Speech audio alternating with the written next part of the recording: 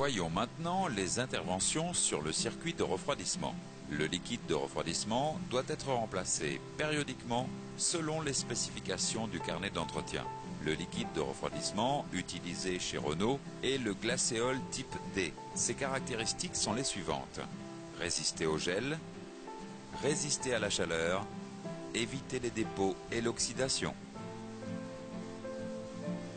Lors d'une intervention sur le circuit de refroidissement, il faut toujours respecter les consignes de sécurité suivantes. Prendre garde à la mise en route inopinée des motoventilateurs. Ne jamais ouvrir le circuit de refroidissement moteur chaud sous peine de brûlure grave.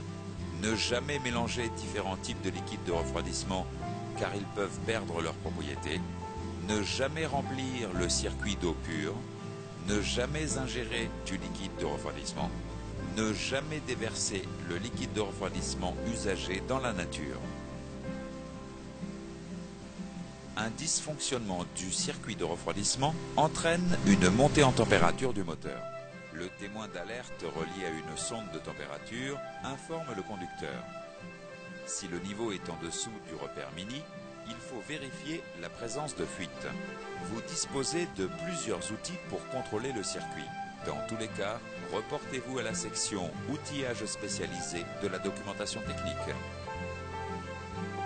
Il faut effectuer une purge du circuit de refroidissement après chaque ouverture du circuit.